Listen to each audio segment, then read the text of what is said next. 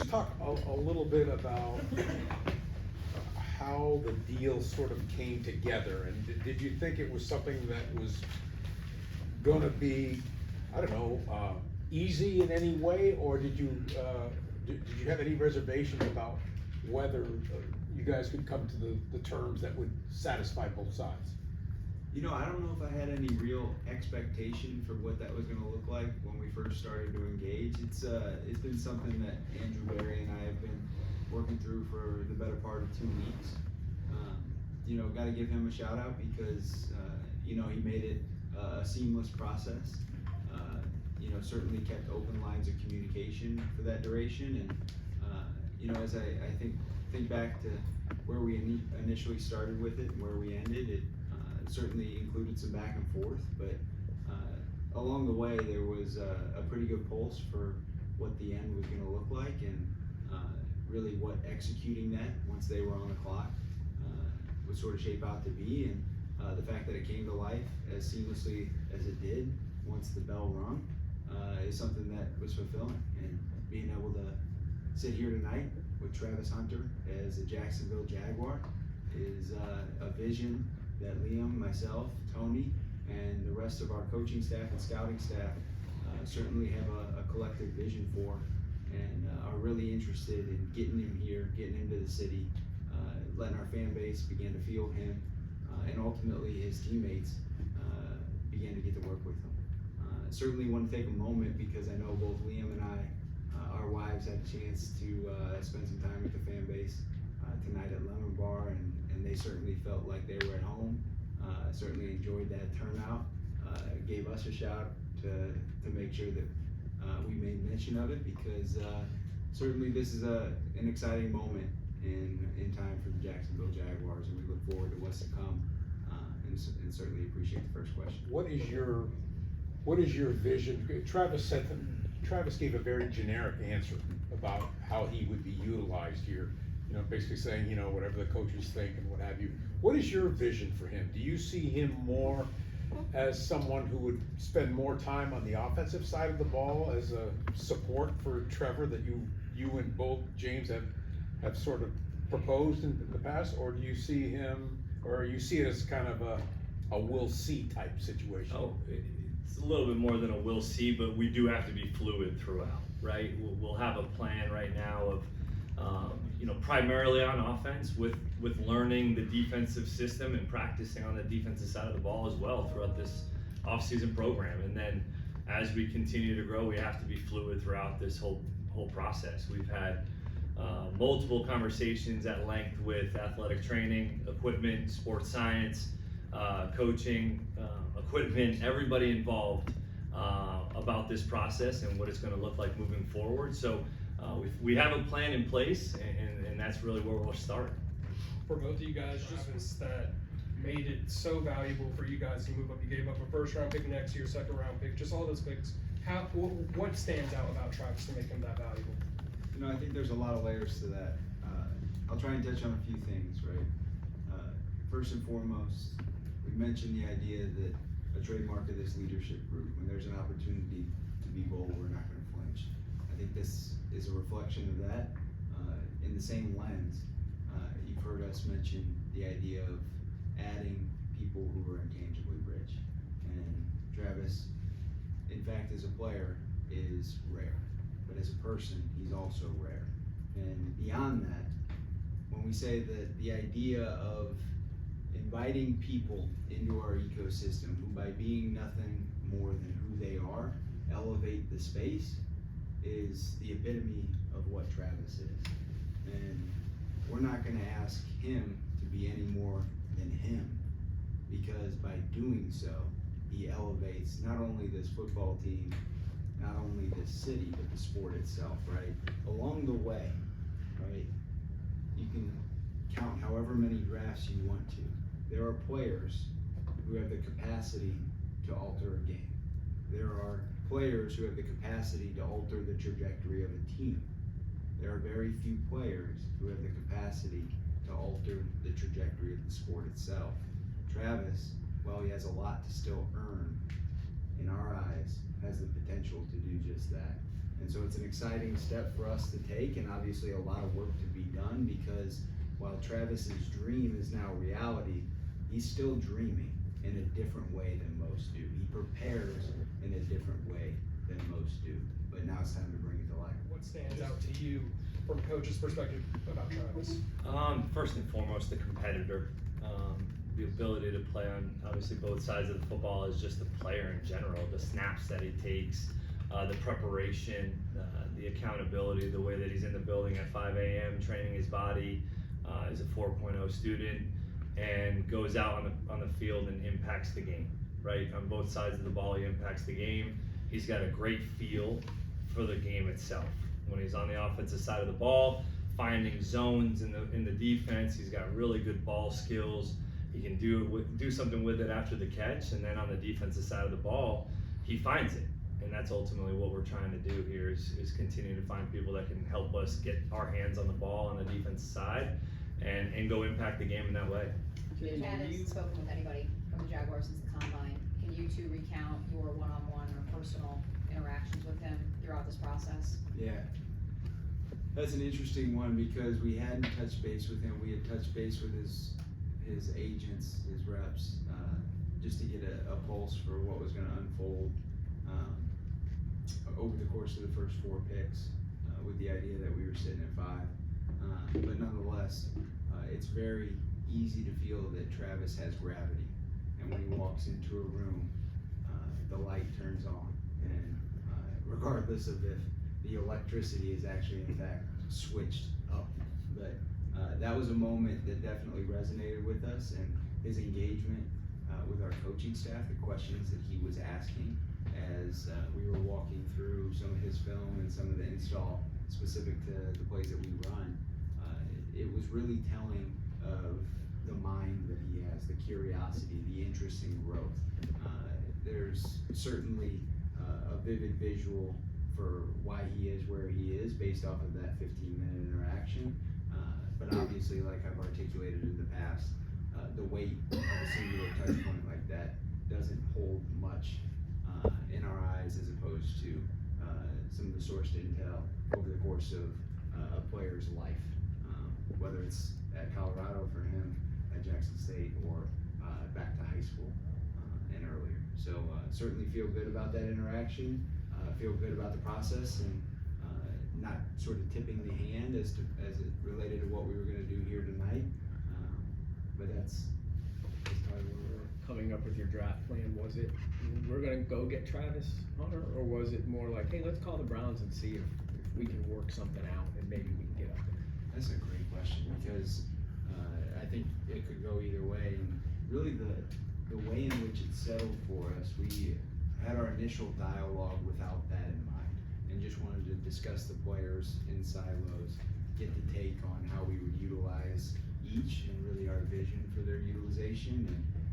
And over the course of time, as we began sleeping with our thoughts, right, the idea of this combination of players, or this player in and of himself, is now going to be a Jaguar once we make this selection. It got us to a point where Travis Hunter was most settling, and we engaged in those conversations with the idea that, hey, this is more than likely going to be a stretch. It's probably not going to be something that we'll be able to bring to life. Let's just go in with that expectation, so we're not ultimately disappointed. And when things began to sort of grow and accelerate over the course of those conversations, obviously you become more firm in your stance and your pursuit, and so certainly happy with the way that it unfolded. Did you done with essentially agreeing unofficially today, yesterday, last night, or when was that? I don't know when it was exactly. It wasn't today or yesterday, so it was before that. But we had agreed on the framework, and then it was just sitting with it all the way up until they were on the clock. Liam. Jamal then. How do you look at the draft capital? Was there ever any pause about moving the future pick? Oh, you know what? I probably got some familiarity with the them picks sort of process. So for our fans, I'll tell you, don't be scared. This is something I'm uniquely positioned to navigate, and we ended up with we ended up bringing Travis Hunter to Jacksonville, and with that, he is somebody who is deserving of a first-round draft pick as a wide receiver, and he is worthy of a first-round draft pick as a corner. Certainly look forward to each of those elements showing themselves over the next few years while he's under his rookie contract, but yeah, we're excited about just getting him in the boat, so to speak. You get one chance to make a first impression. Why was it so important to come away with a big splash and to really start your tenure like this? Yeah, I think this was certainly a statement for, you know, how we plan to move, how we plan to operate.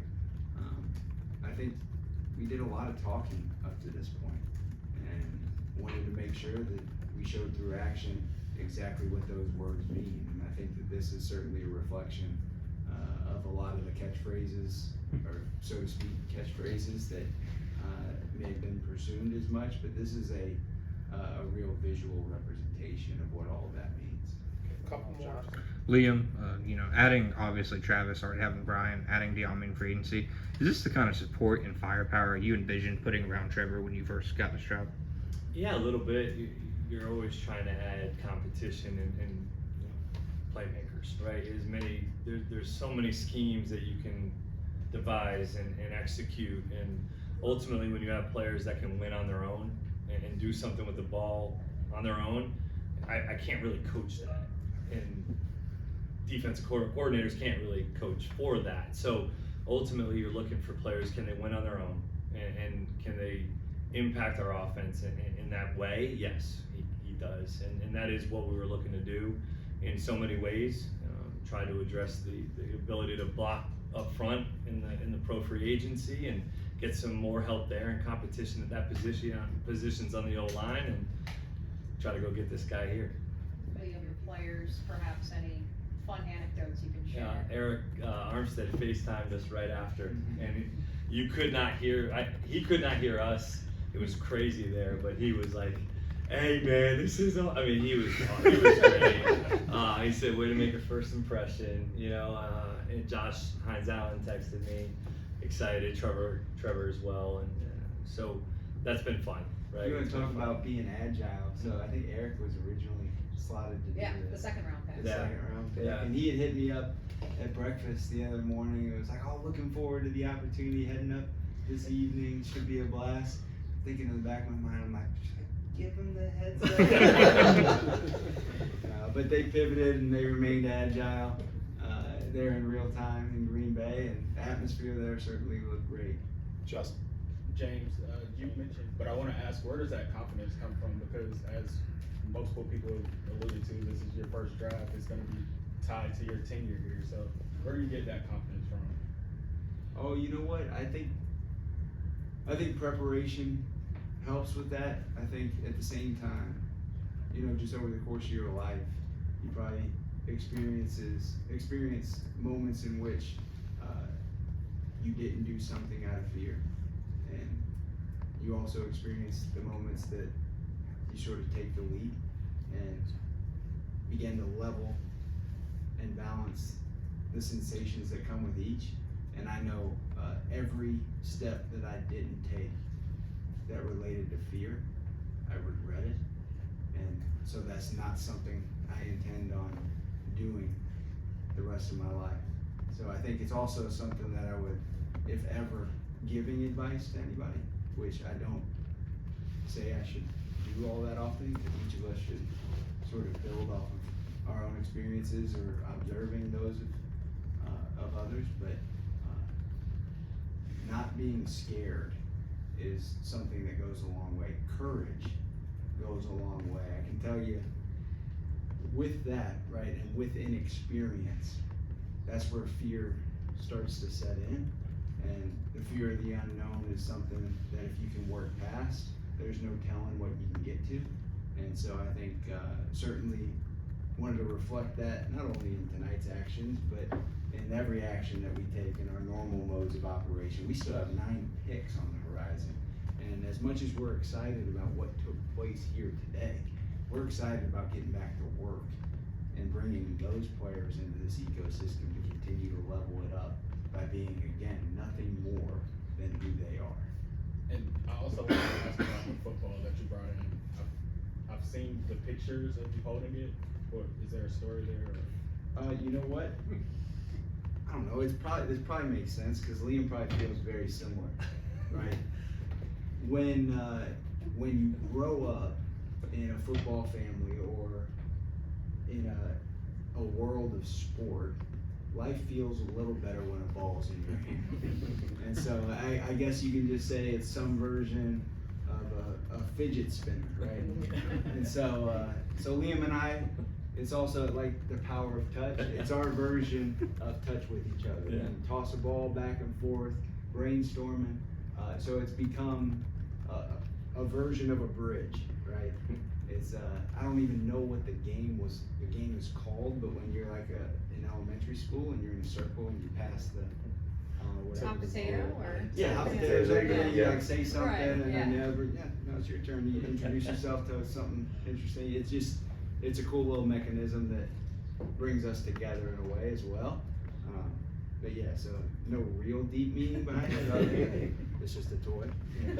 Travis's extraordinary offensive talent pair with what Brian Thomas can do on the other side for you guys with the potency of those two guys Yeah. offensively. I think just adds another layer for the defense, right? For them to have to defend against or not maybe be able to double team one side of the field or lean a safety which way. Man, BT working with him over the last few days was really impressive. Really impressive. Yeah, freak. So that was exciting, and to be able to have this opportunity now to, continue to add to that room, because that room this week I thought did a great job. All the guys, De'Ami Parker, all those guys that were out there competing did a great job, and this just only adds to the competitiveness in that room, as well as to the team, because it's going to be multiple positions here. So, yeah, that was pretty cool. Gentlemen, thank you. Thank you Yeah, all appreciate for it. being